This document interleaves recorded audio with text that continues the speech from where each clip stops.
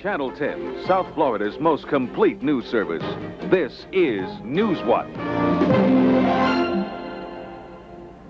Good evening. With Anna Asqui, I'm Art Carlson. Tonight, South Florida remains poised on the edge of receiving its first hurricane in 16 years. Hurricane David has already passed through the Bahamas, leaving flooded streets, toppled trees, and knocking out power. Communications with the out islands has been cut off completely. Hurricane David is headed towards South Florida and is about 175 miles offshore. This Sky 10 tape shows our area is already wet from rain squalls preceding the storm. Winds are picking up and trees are being buffeted about by a steady blow and an occasional strong gust of wind. Most streets are fairly deserted for this time of day. Most people are inside, either testing the work they've done to protect their homes or working at boarding up. Some residents of low-lying areas have already evacuated their homes and are headed for or already in various shelters available to those who cannot stay safely at home. These first tapes from Santo Domingo show the aftermath of Hurricane David, where at least 600 people were killed, many of them as they huddled together in a church trying to get away from the storm. The church was flooded. Many were unable to escape. Trees were toppled in the Dominican Republic. Homes were washed away. Power was knocked out. Military troops are working to clear up the area, helping those who are homeless or separated from their families. The Dominican Republic was hit by the full force of Hurricane David, and the devastating damage left in its wake is evident in those first reports from the island.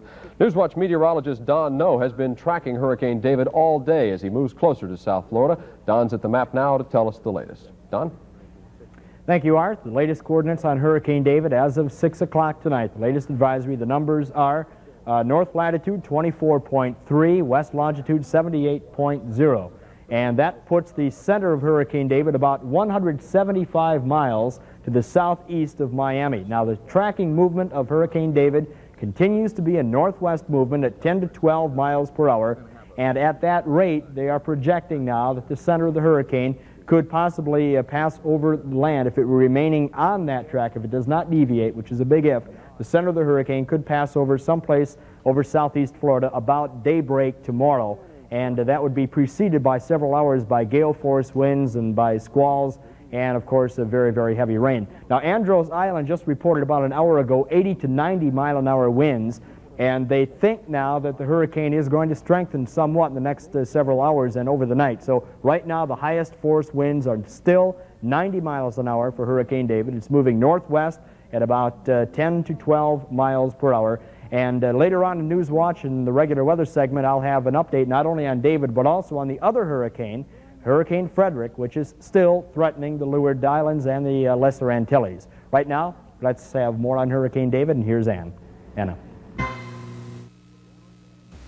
Channel 10, WPLG, Miami, Fort Lauderdale.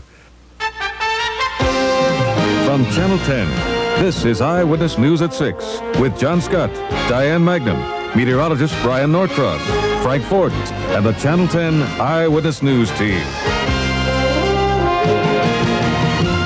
Good evening. I'm Diane Magnum. John Scott is off tonight, and Art Carlson is joining us. She is now a major hurricane. Elena is packing sustained winds of 125 miles an hour. She has changed course and is now heading on a west-northwesterly direction. Hurricane warnings have been dropped for Tampa, but added for areas west of Panama City. Meteorologist Brian Norcross is standing by at the map right now with absolutely the latest. Brian? All right, here's the latest satellite picture. There's the center of the storm, the eye showing up very well. Apalachicola located right here, and you see the center of the storm is just south of Apalachicola. The strongest winds are around that eye. Now, I want to take you back to this morning at 3 a.m., and you can see how fast the storm has moved during the day today. There's the little eye. Now, watch it as we go through the day, every hour. Now, there it comes the eye as it really develops and the winds build, and now it's really taking off to the northwest up to about 10 to 15 miles an hour, and the projected course is going to take it into the Pensacola area with 125 mile-an-hour winds. The hurricane warnings in effect from Gulfport, Mississippi, on around to Yankeetown, Florida. That's about 70 miles up the coast from Tampa, and gale warnings still extend on down the coast of Fort Myers, but we'll have lots more and the 6 o'clock coordinates for you coming up in just a few minutes.